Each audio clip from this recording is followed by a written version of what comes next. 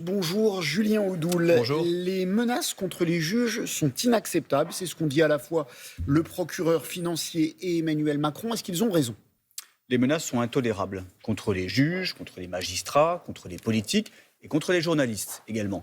Aujourd'hui, effectivement, on est dans une société où dès qu'une décision ne convient pas, dès qu'un personnel politique, médiatique ne convient pas, il y a des menaces, souvent de mort, elles doivent être sanctionnées, c'est intolérable.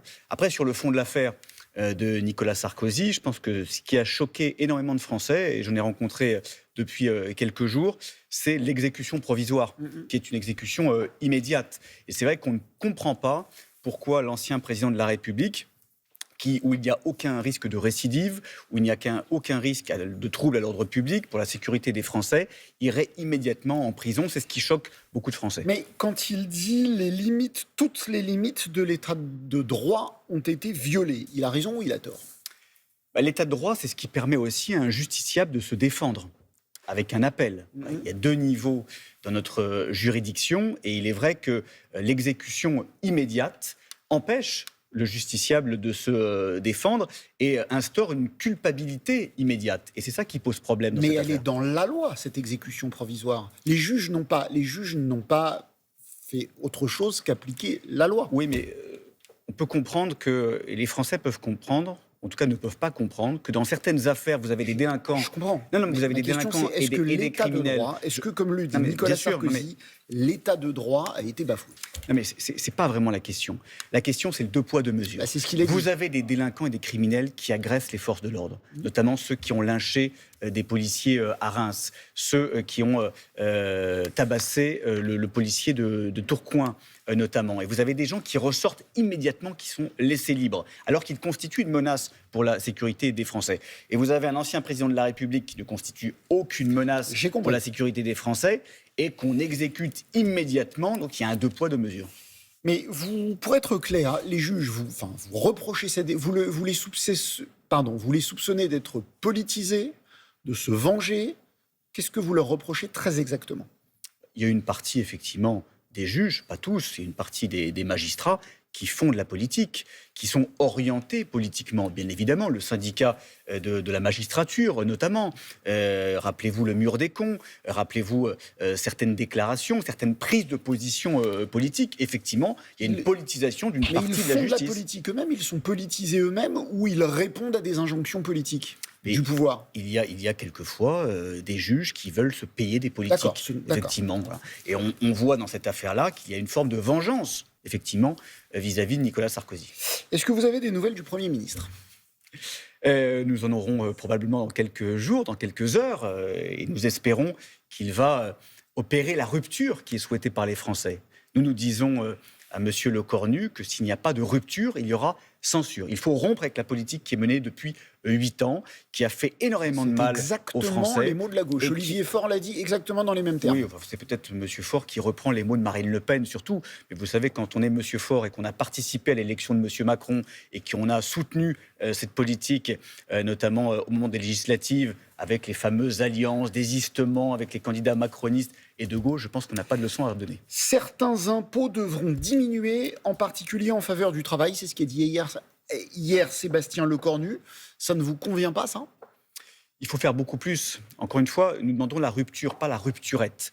Donc il faut des signes de changement, il faut des signes de réorientation. Ça passe évidemment par l'allègement de la fiscalité. Je rappelle que la France est la première puissance fiscale du monde. Les Français sont les plus matraqués au monde et ils n'ont que des services publics dégradés année après année. Donc il y a évidemment un changement à faire. Mais il y a surtout des économies à faire.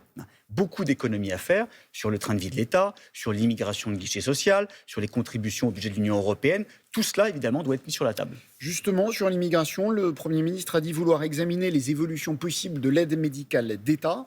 Est-ce que vous considérez que c'est un pas dans votre direction? Pour l'instant, ce ne sont que des mots, mais effectivement, il faut remettre en cause cette injustice qui est l'offre de soins offerte aux clandestins.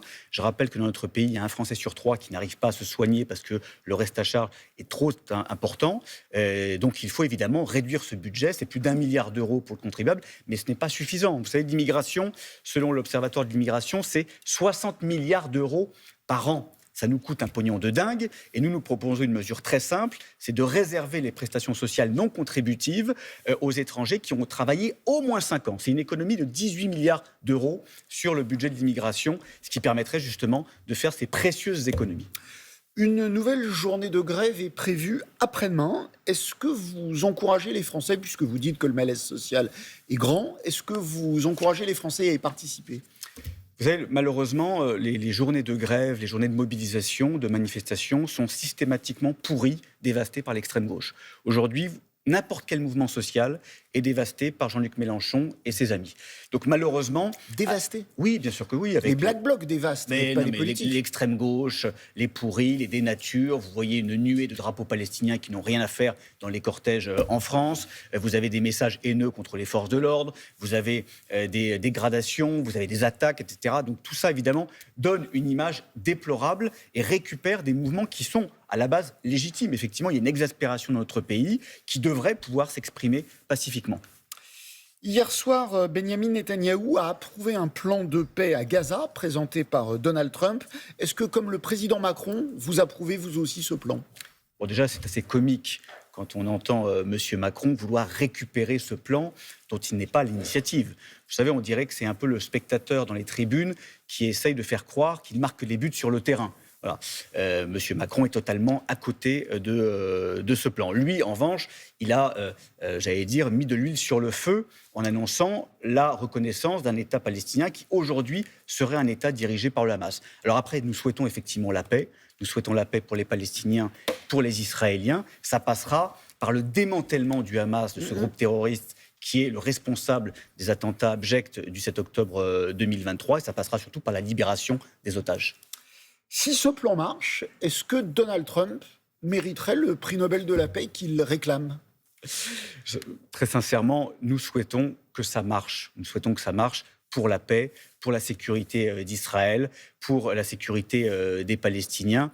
Tous les efforts doivent être faits et si ça marche, tant mieux. C'est pas parce que c'est Donald Trump, Tartampion ou Goldorak. Le Nobel de la paix, ça vous enchante pas, je sens. Mais c'est pas la question. Encore une fois, si ça marche, nous sommes des partisans de la paix. Marine Le Pen, Jordan Bardella demandent une solution, effectivement, dans ce conflit, comme dans le conflit ukrainien, effectivement. Et tous les efforts doivent être faits pour aller dans ce sens-là. Mais ça ne marchera pas si le Hamas reste aux manettes dans la bande de Gaza et si les otages ne sont pas libérés. Julien Audoul, qui a inventé pour nous le mot de rupturette, était l'invité des 4 vérités. Très bonne journée à tous.